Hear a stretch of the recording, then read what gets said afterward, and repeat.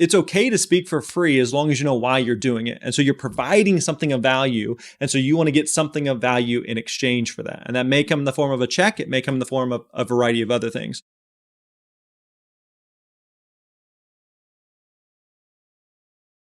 Welcome, everybody. I'm excited today to have Grant Baldwin with us. He's going to talk about how you can leverage part-time speaking to create influence, impact, and income in your business. Thanks so much for joining us today, Grant. Wade, thanks for letting me hang out with you, man. I appreciate it. Absolutely. Grant is the CEO and founder of the Speaker Lab. He's helped thousands of people build successful and sustainable speaking businesses. Over the last 15 years, he's become a sought-after speaker, podcaster, author, and accomplished entrepreneur. Featured on the Inc. 5000 list, Forbes Inc., Entrepreneur, and the Huffington Post, he's committed his expertise and insight to equipping others to share their message, their meaningful message with the masses.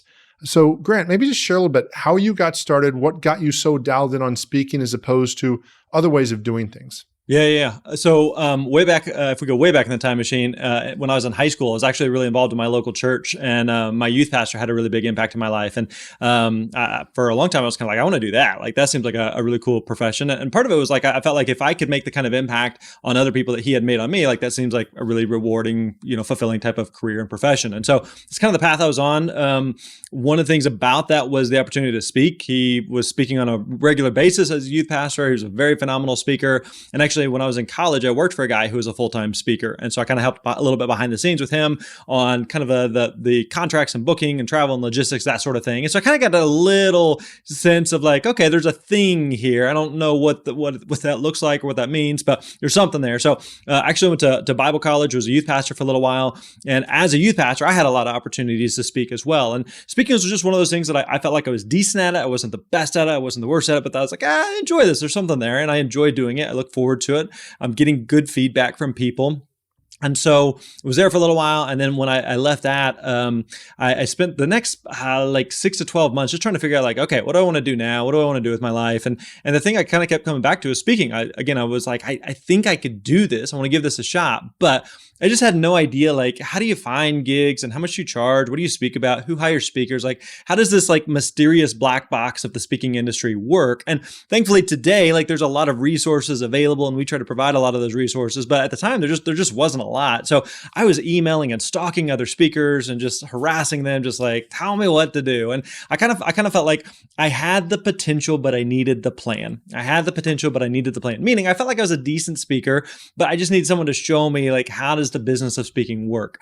And so eventually I figured a few things out, started booking some gigs here and there. And then over the next several years, got to a point where I was doing 60 or 70 gigs a year and was traveling around, making a full-time living. Loved it. It was awesome. And at the time, just had a lot of people who were asking me like, hey, I want to be a speaker. How would I go about doing that? And so we started doing some teaching, coaching, training courses around that. And then eventually that's kind of evolved into what we do today, which is called the Speaker Lab, where we teach people how to find and book paid speaking gigs. So yeah, that's the background and a snapshot there. Awesome. That's cool. Yeah, there's so much to that. There's actually a few similarities. I was involved in some youth stuff and leadership and stuff like that. And one of the things I always loved about it, which sounds you do, is the feedback from the crowd. Yeah. Whether it's a small, it doesn't have to be the crowd like Wembley Stadium, just like 5-10 people, just getting feedback, being able to interact with them. One of the things. Well, let me piggyback on that real quick. Like, because you think about like a podcast right now, like you and I may be talking, there may be thousands of people that are listening to this at any given point, but like we have no idea. Or like, are they listening? Are they engaged? Are they not engaged? If someone's reading a blog post or a book, like the author of a book never gets to watch someone read their book, right? Whereas as a speaker, you get that real-time feedback. And actually that's what makes you a better speaker, because whenever you're creating a talk, you're creating a presentation, like you're making an educated guess. I think this is funny. I think this will make sense. I think this will resonate. I think this is sad. I think people will laugh. But I don't know until I get up in front of the audience. And there's going to be times where you deliver something and like, well, that didn't work at all, or nowhere near what I anticipated. Or maybe you throw a line out like, that got a way better reaction than I would have anticipated. I got a mental note, make sure I use that again in the future. So yeah, that's definitely one of the fun things about speaking, is that you do get that real-time feedback that ultimately helps you to improve your craft. Yeah, that's been so huge for me. And I think of the times where, as much as it's nice to constantly be doing new things and see new things, like you said, when you hone in on a talk, like a sales pitch, like anything else, when you've said something a number of times and you start realizing, okay, that worked, that didn't work, I know just even in coaching youth sports, I see that as a lot. What I want to do, and I'm going to, because I asked you ahead of time, you said, great, let's shape it this way. So I know if people want to do full-time speaking, they can go check out your Speaker Lab stuff and they'll get great resources there. But what I wanted, and I asked you to do to speak today is to that person, because I'm this person too. And I know a lot of my audience is this where, hey, I feel comfortable speaking, but I'm not sure I either want to, or let's even say I don't have the time to do it full-time. And yet part of me is realizing, whether it's because of YouTube, podcast, TikTok, I'm realizing, yes, I want to position myself, and yeah, why not? So let's say for that person who wants to do it part-time-ish, maybe if you'd shape a little, like what would that look like, first of all? And even just, I know there's the basic questions of what would you talk about. Now, a lot of people might say, well, something about with what they work with, but maybe share a little bit for that person who's thinking, you know what, this could be something that maybe it'd be full-time later, or maybe, I don't see where it could be full-time, but I'd like to ease my way into that. Yeah. What can that look like to where they can get some feedback, they can get some exposure, and not have it to be such a high pressure, oh my gosh, if this doesn't work out, then I just wasted so much time? Yeah. Well, first of all, it's totally fine to do that, right? You don't have to, like some people, when I say, I was doing 60 or 70 gigs a year, some people hear that and be like, that sounds amazing. And some people are like, that sounds awful, and like, that's fine. I think one of the great things about speaking is there's not necessarily like a one size fits all, meaning that there are speakers I know who do over 100 gigs a year, and speakers who do 20 gigs a year, and speakers who do 2 gigs a year. And again, it's not that one's better or worse than another. You just have to decide what makes sense for you. So before we get into like the kind of the blocking and tackling of it, like I would really encourage people to think about, like, why is it that you want to speak? Like, what's the win for you? And that can look in a lot of different ways. I'll give you some examples. One, maybe from a business standpoint, meaning like, let's say that you are doing, you offer some type of product or service on the back end. Speaking can work really, really, really well for lead generation. Because whenever, like we talked earlier about some other different mediums where content can exist, whether that's going to be a podcast or a book or a blog or a YouTube video, but there's nothing that compares to being with people in person. And so if someone has been in your audience, listen to you give a presentation for 30, 45, 60 minutes, and they have a good idea, like, excuse me, can I trust this person? Do I believe this person? Do I like this person? Is this person knowledgeable? And you really, really pick up on that on an in-person environment. And so if you are presenting on something and then it leads to your product or service, and the audience is a good fit for that, there's going to be some percentage of the audience that's like, hey, everything you just talked about, can we hire you to either come implement, or it's just me here from my company, but I really wish my team could hear this, or can you come speak to them, or can you train us on this, or do you have additional resources? And you may have given like a 1 hour talk, but there's really like a 2-day thing that you could do to really go in the weeds on implementation. So that is a really, really, really good model excuse me, that a lot of speakers use, is they use speaking more as lead generation for their business. So I'll give you a quick example of this. There's a speaker we worked with recently, and they were doing something like 40, 50 gigs a year, and all of the gigs were free, but they were doing it as lead generation for their coaching business. And so their coaching business, they were generating several $100,000 a year, but the whole thing was built upon lead generation from free gigs. So I think that's also important to note. Like, I think there's a misconception that people think about whenever it comes to compensation for speaking. Like, well, I'm busy, I have a lot going on, I don't want to speak for free. And I always say, like, it's okay to speak for free as long as you know why you're doing it. And so you're providing something of value. And so you want to get something of value in exchange for that. And that may come in the form of a check. It may come in the form of a variety of other things. So there's a friend of mine, actually, this was literally just a week or two ago. He was speaking and got like a small fee for it, but he did lead gen for the other part of his business and generated tens of thousands of dollars in business. That was way more than what the organization would have been able to pay him for it. And so on paper, you're just like, oh man, they barely paid you. But for him, he's like, no, like I got paid. Like the event was absolutely worth it. So I think this is where even if you just want to do 5, 10 gigs a year, there's a lot of great opportunities that exist where that makes sense. One other thing I'd say on that would be that because of the pandemic, it's created a lot of virtual opportunities that did not previously exist, meaning that prior to the pandemic, virtual is one of those things that nobody really took seriously. It wasn't anything that event planners really did, speakers really did, kind of existed, kind of didn't.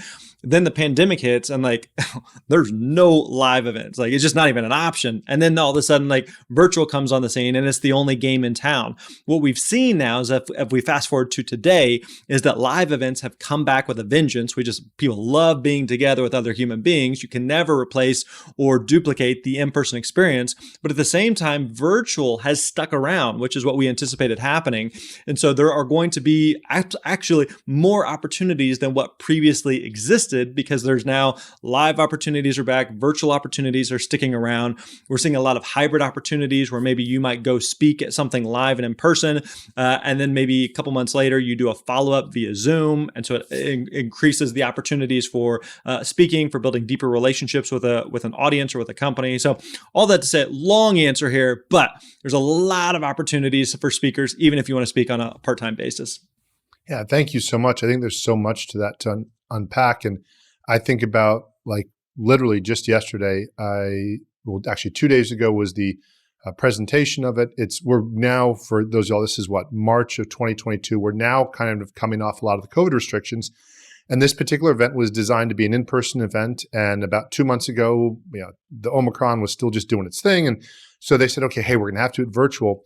But what was kind of cool is, in my case, I'm a speaker where I have a software business, I have a coaching business, and I didn't have to go and hang out for 3 days, because then sometimes people say, well, okay, we had a virtual booth, you had a booth, and it can be great. But I just got to do virtual booths. So I got 6 hours of Zoom time, 1 hour of presentation.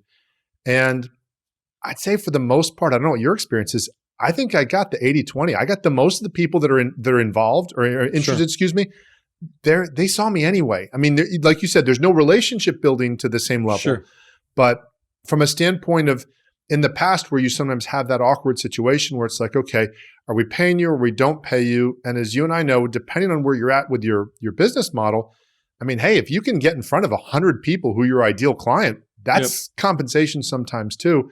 How do you, if a person getting started, how do you recommend people either negotiate or proactively hit that situation where, sometimes the organization will say, well, hey, we're putting you in front of people, so you just sell your thing or tap dance, and you might say, well, yeah, wait, I already have that built out, but no, I don't. I'm just learning. How should people navigate the approaching of the speaking fee when they're being approached or versus when they're approaching somebody else? Yeah, it's a great question. So the short answer is it depends. And there's a lot of variables that go into it. So let's kind of talk about what some of those might be.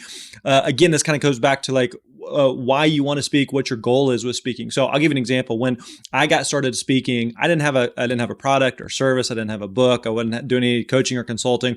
All I was trying to do was to book speaking gigs. And so that was my 1000% focus. Whereas for someone different, let's go back to the coaching example, someone who says, hey, my whole goal is, I don't care if they pay me or if they don't pay me, my whole goal is to be in front of the right audience and be in front of the right people, right? Well, both of those have a completely different outcome of what it is that they are going for, what it is that they're trying to accomplish. So that's why for you as a speaker, you've got to get super clear on like, what's the win for you? What's the piece of value that you want to be able to get in order to go speak at something? Now, to your point, Wade, like there may be a lot of events that say, hey, come speak at our event because you're going to get a lot of exposure, right? And on one hand, I can't pay my bills with exposure, right? That doesn't, there's no currency exchange for exposure, but there is some truth to that. Again, going back to like the lead generation part. Now, the thing that you have to be aware of as a speaker is you have to be aware of, is it the exposure to the right type of audience? Okay. Meaning that, hey, you can get exposure in a lot of different ways, but if it's to the wrong people,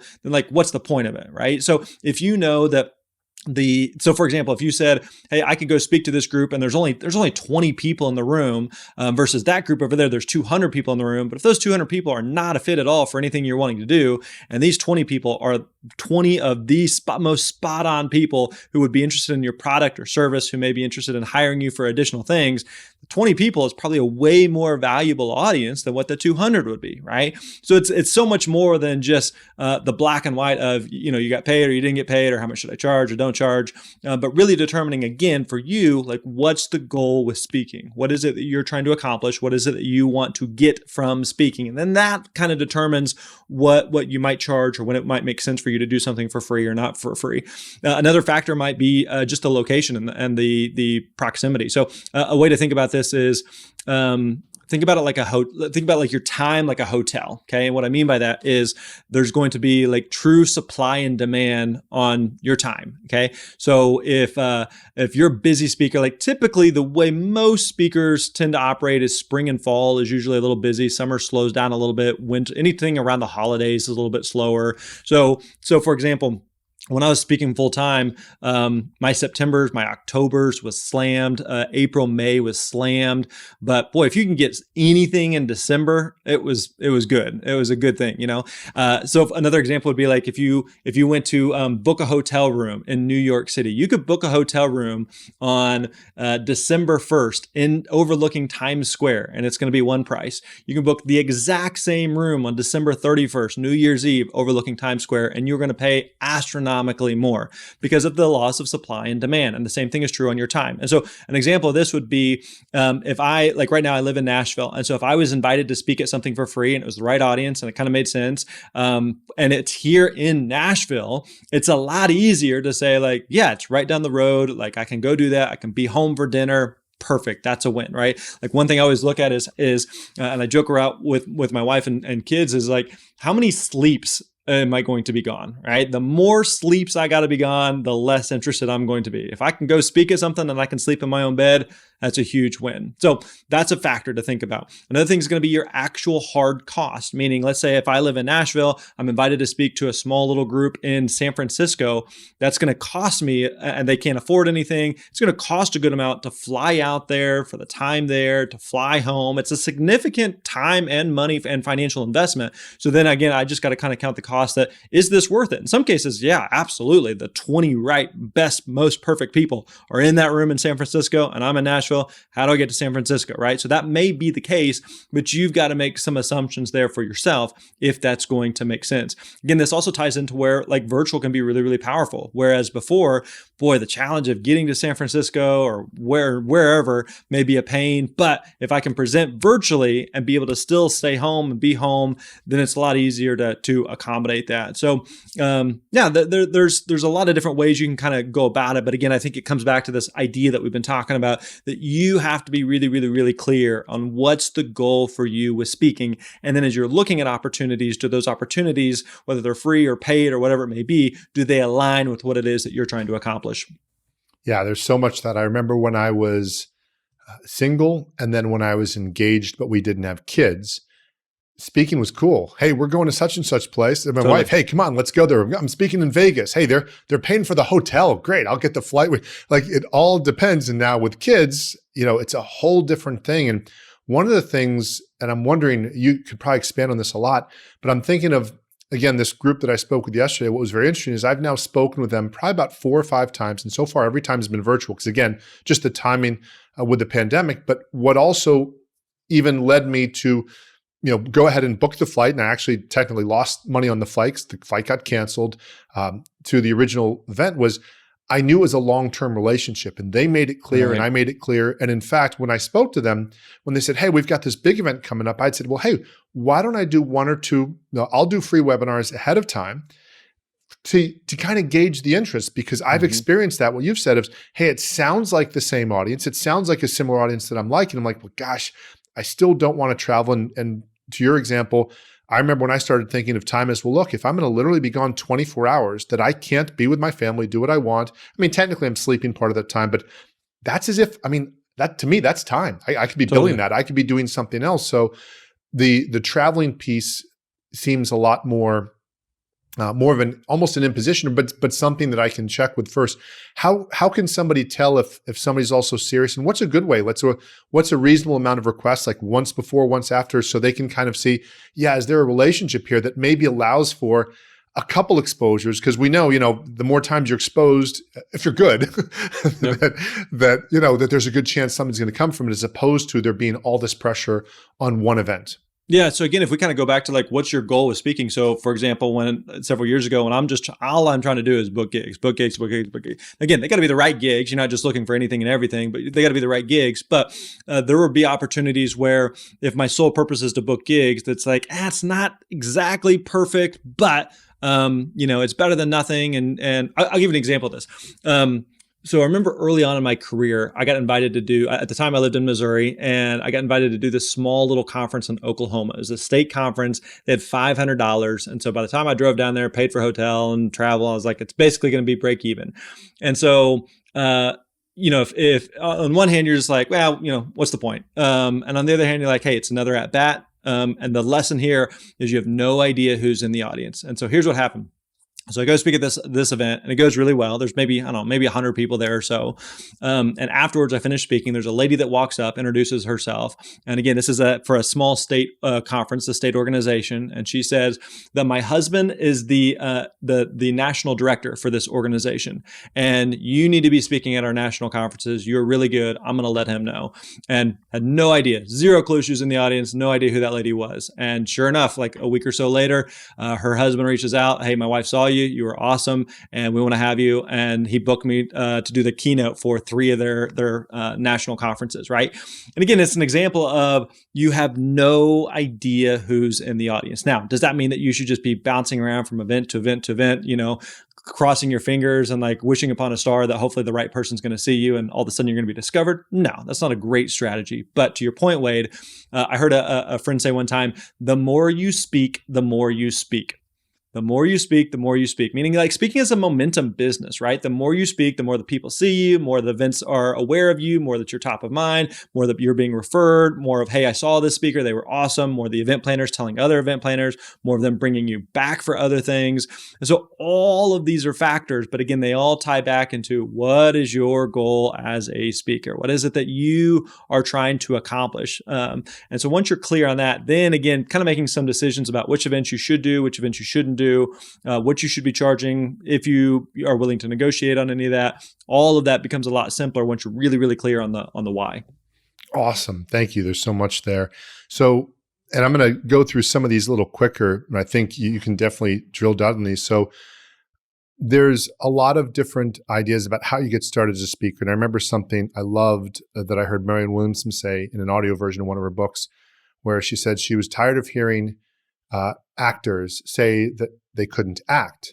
And she said, look, if you want to go act at a community center, go act somewhere. She said, what you're saying is you haven't yet figured out how to get paid millions of dollars to act. Okay, great, understood. But at some point you've got to be willing to get started. What's a rule of thumb for somebody to say, okay, X number of gigs? And again, I know it kind of all depends, but sure. How long would you say a person should say, look, I at least need to get in front of X number of events just to experience it and to get some momentum? Or is there a comfort level, or what does that look like so the person can say, you know what, my game plan is, okay, I'm going to put in 5, 10, whatever the number is, and then I'm going to start either raising my price or starting, and then how does that start to tie in to pricing? Yeah. So you're right that it depends, and there are a lot of factors that go into it. But a few things I would say would be that if you're, again, really clear on like what it is that you're trying to accomplish and what it is that you want to do as a speaker, that's going to certainly simplify things. There's also nothing, like we kind of touched on earlier, there's nothing wrong with speaking for free as long as you know why you're doing it. There are still some of the best speakers that I know still speak for free for the right type of audience. Another factor to consider on why it may make sense to speak for free, especially early on, is that the way you get better as a speaker is that you speak. And so it's not like, hey, I want to be better as a writer. Well, you don't need anybody else. You don't need anything else to practice your skill or your craft of writing or playing a sport. If you want to get, I enjoy playing golf. If I want to get better as a golfer, I don't need anybody else. I can go, go to the range or whatever and just practice. If you want to get better at playing piano or whatever, or singing, there's things that don't require anybody else. But when it comes to speaking, it kind of requires an audience to some degree, right? But again, that audience can come in multiple different forms. So one way you can practice, you can get better, is doing podcast interviews, whether that's hosting or doing something like this. It gives you a chance to try some stories. So for example, the story I told earlier about speaking at a gig in Oklahoma, right? And the right person is in the audience. The wife of the executive director is there. Well, that's something I've shared numerous times. So each time I can kind of, let's try it this way, or let's maybe try it this way. And so you can get some of that practice and some of those at bats and some of those reps and just getting more comfortable speaking and presenting. Again, it's a different context, but you're getting more comfortable of just explaining a thought or being concise with a thought, kind of talking something through. Maybe you write something like, okay, I really want to tell the story or this idea. And you just take like, okay, I'm going to just kind of flesh out for 2 minutes here what that idea is. I'm going to write it out, really think it through. And then my next podcast interview, I might like try to incorporate that thought into the conversation. Also doing YouTube videos or Facebook Live or Instagram Live. There's opportunities that exist today where you can present, again, slightly different context, but you can present and start to get some of those reps and start to get some of those at bats. Now, also kind of ties into your question, Wade, about, how much should you charge as a speaker? And again, there's a couple different factors that it depends on. One factor is going to be your industry. You can charge more in some industries versus others, meaning you can charge more speaking to corporations versus if you're speaking to churches. You can charge more speaking to universities and colleges versus if you're speaking to elementary schools. Again, it's not that one's better or worse than the other, but each industry, each pond, so to speak, kind of has its own, like, this is kind of what we pay for speakers. This is kind of a broad range. So that's going to definitely be a factor. Another factor is going to be your experience, meaning if you're a brand new speaker just getting started, you're probably not as good of a speaker as someone who's been doing this 5 or 10 or 20 years and is just frankly a better speaker than you, right? So the product itself of your delivery, what you talk about, how you engage with an audience is just going to be vastly different if you're brand new versus someone who's been at it for a while. Another factor is going to be your marketing materials. So 2 key marketing materials that we talk about for speakers is your website and your demo video. So these are the things that oftentimes event planners, decision makers will look at when determining whether or not they should hire you. And so when they're looking at these, oftentimes they're going to be looking at yours relative to 2 or 3 or 4 or 5 other speakers. And so you want your marketing materials to look sharp. You want them to look presentable. And so whether we like it or not, whether we agree with it or not, every single one of us, we judge books by their cover. And so you may be the best speaker in the world, but if I come and look at your marketing materials and they're sloppy and it's unprofessional or the design just isn't on par relative to others, then I'm just kind of like, maybe they're a good speaker, maybe not. Again, it's kind of people judge books by covers, whether we like it or not. So that's definitely a factor as well. Now, another, I'll give you like a shortcut here. We put together a speaking fee calculator that people can check out if they'd like. It's totally free. If you go to myspeakerfee.com, again, it's totally free. You answer it's like 8 or 10 questions or something. It'll take you less than a minute. It's all multiple choice, and it'll spit out a number at the end of what you should be charging. Now, speaking fees is much more of an art than a science, but it gets you in the ballpark there of something where you're just like, boy, I don't know, a couple hundred or a couple thousand or a lot of thousand. So go through that speaking fee calculator. It'll give you a number there, and that'll at least point you in the right direction. Awesome. I really like what you said. It reminds me of anytime I've listened to comedians talk about how they would try new material. They'd say, yeah, I just, I go to a club, again, lots of reps. But okay, I'm going to try this story. And so maybe 8, like in their case, literally each thing they're generating, like, okay, maybe 8 of my stories are going to be tried and true. And I'm going to try 2 new ones and see how they do. I think that's something when I remember when people say, getting your message clear, it almost sounded so dramatic, like, okay, I'm not some historical figure. I'm not coming down from the mountain. I'm not, my message, it sounds so grandiose. And yet just, having something to say that makes sense. As far as a person, let's say that says, and I'm going to go back a little bit to the business then. So you mentioned some people, are higher volume, lower volume. Let's say a person decides, okay, I'd like to speak once a quarter. Mm-hmm. I'm thinking of a couple variables: topic, audience, because I'm going to ask you to comment on this. I'm thinking I'd want to get familiar with a topic and practice the topic a couple of times. I'm thinking I'd want similar audience as opposed to bouncing around. What could that look like? Or let's say I even said, once a quarter, and then maybe next year I'm going to go once a month. Like I'm going to ease into it. But again, doing it in a way, because I think, here's the core of the question I'm getting to is that the hardest thing I think for entrepreneurs is to decide, when did I try it enough to where I can find out either like I'm great at this or I'm horrible at it. And if I'm horrible at it, like I'm very okay with if I try something and I'm horrible at it, that okay, maybe I'm supposed to present it a different way. I can still live this message a different way, or I can still deliver this work a different way. But at the same time, sometimes it's hard to tell, all the images, all the memes of the guy that's about to hit gold. And it's like, she turned around. And so I think there's that fear of, oh gosh, I was almost there. How could a person start, and what should the feedback look like? Not necessarily the number of followers or likes or views, but what should they be hearing, and how can they, again, let's say that quarterly plan, or eventually, or whatever you suggest is something that's a good way to get started, where a person can say, you know what, I can invest 4 to 8 hours a week. I'm willing to do it for a year, let's say, and then evaluate, or what can that look like where they can kind of see, okay, I've gotten some at-bats, and either, this is for me, or no, maybe it's not. And happy for you to bring in, like you mentioned, even some of the podcasts or other things that help them sort of supplement that. Yeah, there's a few different ways you can kind of filter this. One is going to be also kind of recognizing that if you're just doing, let's say, 4 things a year, again, there's nothing wrong with that, but it's hard to get the feedback loop is going to be a little limited, right? And again, like we were talking about earlier, like speaking is very much a momentum business. So it's kind of like you're imagining like you're pushing a boulder, and initially you're just like, boy, I'm putting a lot of effort just to get it to move at all. But now once you get the boulder moving, you can start to pick up a little bit more momentum, and it's a lot easier to keep it going versus just trying to get it started. Another thing we tell our students all the time is it's a lot easier to steer a car that's in motion than it is to steer a car that's in park. And what I mean by that is it's easy to kind of sit on the sideline and analyze. Who do I speak to? What do I speak about? What problem do I solve? What's my message? And we need to figure out all of those things, right? We're not going for just a complete shotgun approach here, but it's easy to overanalyze those things, sit on the sideline to the point that you just don't do anything. And so when you get the car rolling, and you may speak on one topic to one type of audience, to be like, boy, I like speaking, but that wasn't a fit at all. I'll give an example. I remember early in my own speaking career, I knew I loved speaking, wasn't entirely sure what that was going to look like, but there was an organization that was a seminar company. And what they would basically do is they would hire speakers to go out and they present. They would do like a full day seminar with like 30, 40 people in different cities. The attendees were sent from like local companies, and for the most part, they typically did not want to be there. Generally, at the time, like I was early, mid 20s, just about everywhere. I was the youngest person in the room. And so I was like, boy, I love speaking. I don't love this kind of speaking though. And so it wasn't like, let's throw the baby out with the bathwater, but going like, okay, I know that I'm good at this. I know that I'm okay, that I can do more of this, but what does this look like? There are speakers that I know that love doing like an all day thing with the right audience. I find for myself personally, like I'm really good in like a 1 hour block.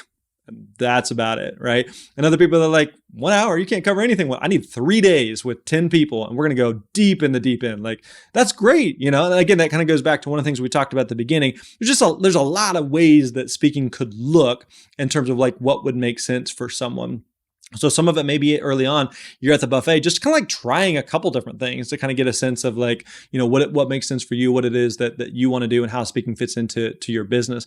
As far as getting like some of the feedback there, there's a few things you can do. I think one, just having like a healthy self-awareness of, am I getting good feedback? Am I getting good responses? Or are people coming up to talk to me? Or are people engaged while I'm speaking? Are people laughing? Are they smiling? Are they nodding? Are they taking notes? Or are people just completely checked out? And again, you always get better, or you tend to get better over time. And so recognize like, let me put it this way. Like, I think it's easy. Sometimes you look at like a professional speaker. You go to a conference, and let's say you're speaking at a breakout, but you just saw the keynote, and the keynote is someone who's been doing this for 30 years, and dang, their message was polished, it was tight, it was crisp, like it was just really, really, really good. And you do your presentation, you're like, oh, it was okay. Like, yeah, they're probably going to be better. In the same way that, if I go out and I shoot some baskets and try to play basketball, and I'm like, oh, I saw LeBron play, and he's much better than me. Yeah, he's been doing it much longer, and he's just better, and he's put way more effort and energy into it. So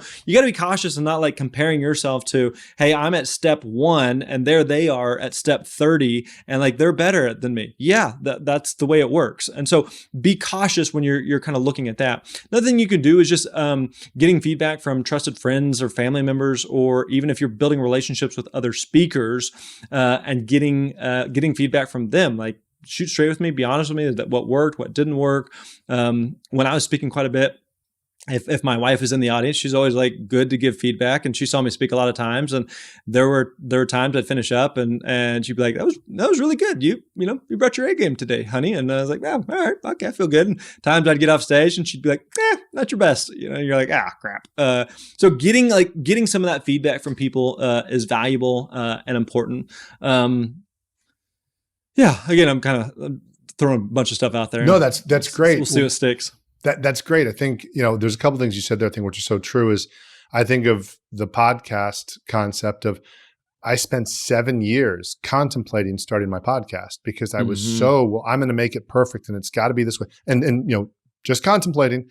And then I started it and I still, because I was obsessed with, okay, it's got to be done every week. And I know it's better when you're consistent weekly, but I knew I wasn't ready to do that yet. And yet in my first 3 years, which theoretically should have been 156, I guess, whatever episodes, I'd done about 60. And I was like, you know what? 60 is a heck of a lot better than 0 because the last 7 years I had done 0. So, and then the other part of just getting comfortable, like, as a podcaster or you're a podcaster, I can think of at least 4 other topics that I would love to do a podcast on if it was like really easy to do. And as I grow and scale and build my team, that I probably will. And definitely there's a level of comfort, and I developed it in the corporate world that I was in, of just being on a stage that I think comes across. So now it's funny how this circles back, at least for me. So now that a person has an idea of, okay, so it's about reps, it's about doing some of the work, then where would you suggest a person starts? Let's say the person has this sort of that continuum of passion versus profit, and they want to get speaking, but they want to get speaking for business. Because, you hear this thing of, well, you got to be passionate about something to make money at it. And there's the back and forth. And, in my experience, sometimes I've made money at things that I'm not very passionate about, but I got these things called bills and I need to make sure those are paid. Yep. And sometimes I'm passionate and I'm great and it's awesome. And maybe I get paid or maybe I don't. So what's a realistic way to start? And I so don't love that word because it sometimes can be limiting to say what's realistic versus what's possible. But what's a likely scenario where, again, a person can say, hey, I'm going to start out or how do they even, with the topically, how do they kind of balance? Can you infuse passion into something, or how do you infuse passion into a topic, let's say, that you can monetize because you've got a reputation in a certain field and you already respected, and maybe you can bring some of some passion, but still have it be in a way where people say, oh, he's not going 3 degrees away from what I know him for. I know him for X. I'd love to have him talk on X. How can a speaker kind of balance that? And again, line themselves up for some good successes without losing, definitely without selling their soul, but without feeling that they're way, way off of where they need to be. Sure. One thing that we teach that we talk about inside of our book, The Successful Speaker, is kind of think about it like 3 circles kind of overlapping in like a Venn diagram, right? And so in one circle, you have your interest. Like, what is it that you're interested in, that you're passionate about, that you're knowledgeable on? And not only just your interest, but the market's interest, right? Meaning, like, just because you're interested in it doesn't necessarily mean anybody cares. Meaning, like, let's say that you're the world's greatest expert on underwater basket weaving, and you are the undisputed champion of that. But if nobody cares and there's no speaking opportunities that exist, then it's hard to build a speaking business around that. So you want to make sure that you have an interest in a topic that actually organizations and groups actually care about and actually hire speakers for. So interest is going to be a factor. Another factor there, another one of the circles, is going to be the industry. Again, maybe you are interested in a certain topic, but maybe it's not the type of topic that certain industries hire. They hire speakers, but they just don't hire speakers to talk about that. So you got to find that type of overlap. And the other factor is going to be integrity. Where are you even qualified to talk about this? Like, just because you're interested in it, just because you're passionate about it, just because you know something about it, doesn't necessarily mean that you're qualified to talk about it. Now, it doesn't mean that you need to have won a gold medal or been a Nobel Prize winner or cured cancer or anything like that. But I've got some type of level of experience that I can speak from on this certain subject or topic. So you've got kind of all factors there that come together between interest, integrity, and industry. And you have to find the alignment between those versus just like, you know what, I've decided today that I want to speak to, this really niche audience on this really niche topic. Like, well, that's great. Just because you want to do that doesn't necessarily mean that there's opportunities that exist. And the opposite is true, meaning like if you say, like we talk with speakers all the time about, you have to get really, really clear on who you speak to and what problem that you solve. And so a lot of times speakers make the mistake of, well, I want to spread the net as far and wide as possible. So who do I speak to? I speak to humans. I speak to people. My message is for everybody. And what do I talk about? I don't know, man, what do you want me to talk about? I can talk about a dozen different topics there, and you don't want to be that speaker. You want to solve one specific problem for one specific audience. Now, people listening may be going like, okay, that's great. I got an idea of who I might want to speak to, what I might want to speak about. If you're already an entrepreneur, already doing something, you probably already have kind of a sense of like, this is what I could speak on. This is who I'm already helping. This is what I'm helping them do. One thing that you could do is to go spend a minute on Google and see if you can find other speakers who are doing something similar, who are speaking to a similar audience on a similar topic. Now, if you can't find any of them, sometimes the answer is like, that's perfect. I'm gonna be the first. I'm gonna be a trendsetter here. No. Like, that's not what we're going for here. If there aren't any speakers doing it, there's probably a reason why. So you're looking for like all right, there's already fish here in this part of the pond. Let's try fishing there versus nobody's fishing over here. I'm gonna be the first. So that's because no fish are biting there.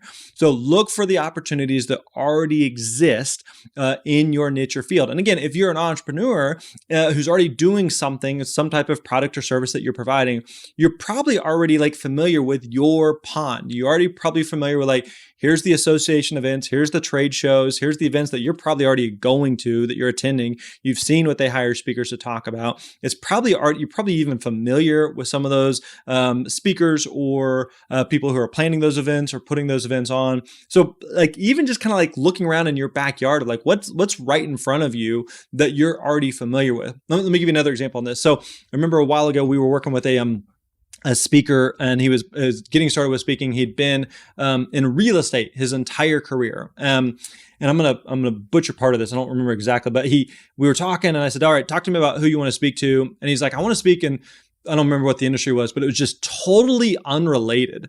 And I said, "Okay, but your entire career has been in the real estate space." Yeah. But I just want to do something different. I was like, "I get that, but talk to me about like, you've been in the real estate space, like what associations are you familiar with?" He's like, "Oh, I was the president of this like state association for years." And I was like, "Oh, let's start there," right? Like, here's a world that you're already familiar with. There was another speaker we worked with who they came out of the restaurant industry. They'd spent a lot of time like consulting in the restaurant industry. And like, I've spent most of my career in the restaurant industry. I don't want to keep working in that. I was like, that's fine. I get that. But let's start with something that we know. So he started speaking in the restaurant industry, utilizing all the connections, the resources, the insider baseball knowledge that he already had. Started doing that for a couple of years and now pivoted and now like had a lot of at-bats, speaks at a lot of industries way outside of the restaurant space, but he started in his backyard, a world that he already knew, that he was already familiar with, and started to build some momentum that way. So start with, again, like if you're already an entrepreneur, you already have a business, what's the world you're already in versus I'm going to start something totally different in a totally different space that's unrelated to anything that I'm doing now. It sounds like you're already doing something where you got some momentum. So how do we build upon that momentum using speaking? Awesome. Thank you so much for that. There's a lot to that. And again, like I said, I really appreciate you being very clear and direct, because I know that's definitely going to help our audience. So some sort of rapid fire questions here. If you could give your entire target audience one skill, what would that skill be? I think clarity, getting really, really clear on, again, who I speak to, what problem I solve, because again, that makes such a difference. It really, really, really simplifies things once you're clear on those things. But if you're trying to appeal to anybody and everybody, it's really hard to make that work. So we tell speakers, you want to be the steakhouse and not the buffet. The steakhouse, not the buffet. Meaning, wait, let's imagine you and I were going for a bite to eat. We're looking for a good steak. Like, we have a choice. We could go to a buffet where steak is one of 100 things that they offer and they're all mediocre. Or you could go to a steakhouse where they do one thing, but they do that one thing really, really well. They don't do tacos. They don't do lasagna. They don't do spaghetti. They don't do cupcakes. They do steak. And that's it. And when you're looking for a good steak, you're not like, let's go to this taco shop and see. No. Like, you go to the steakhouse because that's the thing that they do. You, again, counterintuitive, but you want to be the steakhouse, not the buffet. Love that. Okay. What's the costliest business mistake you've ever made, and what did you learn from it? I think kind of piggybacking on, what we just touched on, where speakers are just kind of like bouncing around. Like, okay, I'm going to try this topic in this industry for a year. Now I'm going to try this topic in this industry for a year. Now I'm going to try this topic in an industry for a year, and on the list goes. I think the reason I've had some level of success in the speaking industry is I've just been in the speaking industry for the past like 15 years of my career. And it's looked different, but I've pretty much been in the same sandbox. And so there's just a level of like longevity and building some momentum.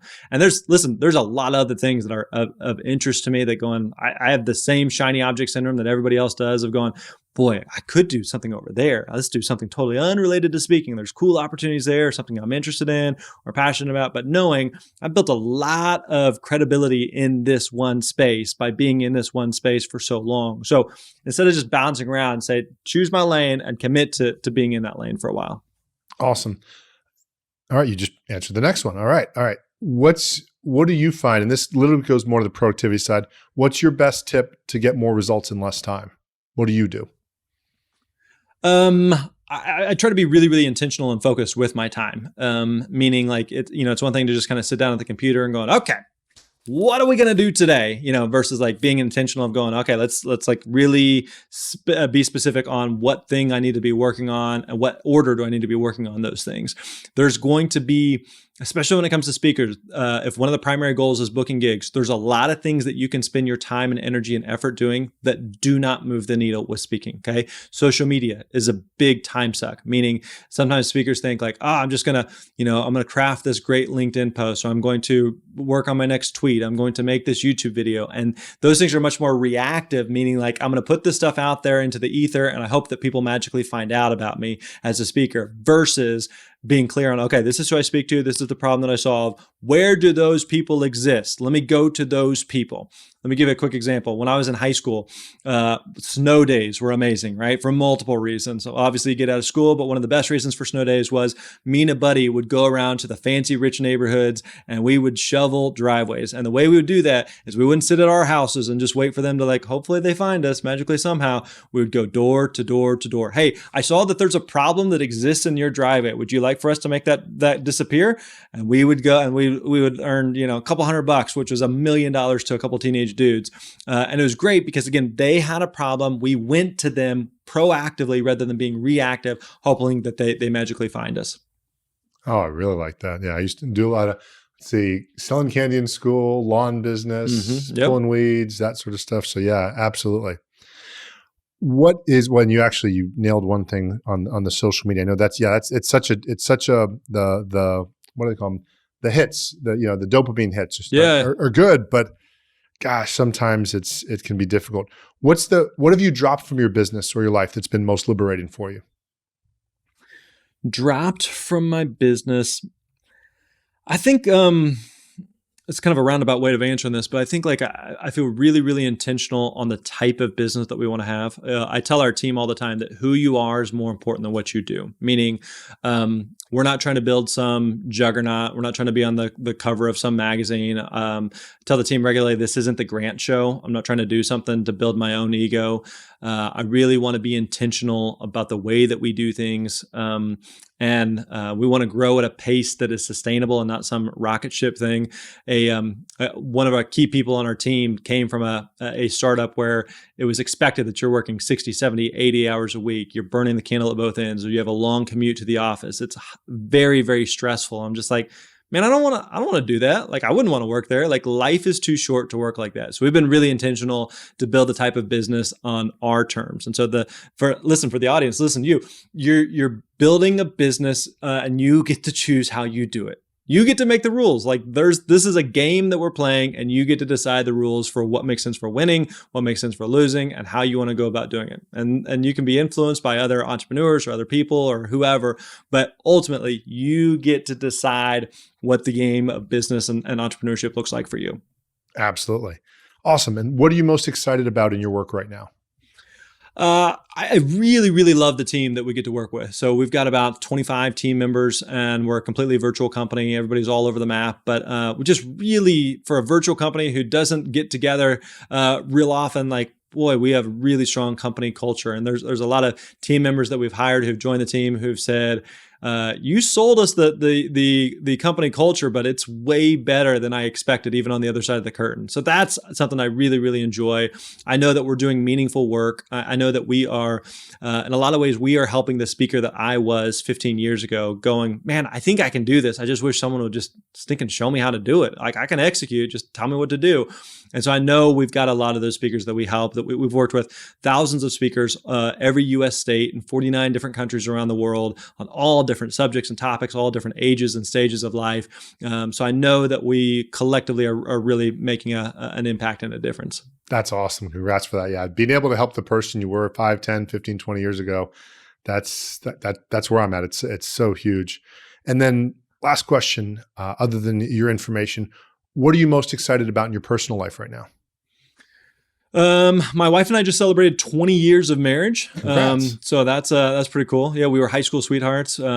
We started dating when I was 15. And so we dated for about 5 years. We got married super young. I was 20 when we got married, and turned 40 a few months ago. We celebrated our 20th anniversary a couple weeks ago. So yeah, like I love business. I love entrepreneurship. I love speaking. I love talking about this kind of stuff. But man, my most important roles are being a good husband, being a good father. We got 3 daughters, so it's me and a house full of women. It's just the best. It's the absolute best. And so yeah, I want to be a good entrepreneur. I want to make a difference in the world. I want to lead our team well. I want to make a bunch of money. All that stuff. But I do not want to do those things at the detriment of being a good husband, being a good father, and making sure that I'm taking care of the girls that I'm entrusted to take care of.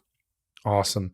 So you mentioned myspeakerfee.com. And again, we'll put all this links in there. You mentioned your book.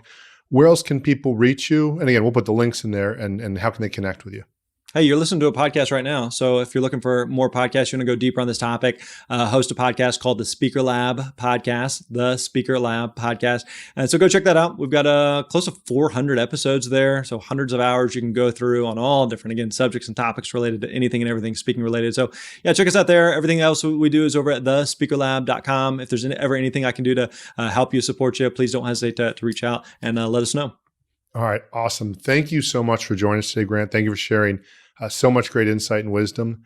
And again, thanks so much. You bet. Absolutely, Wade. I enjoyed it.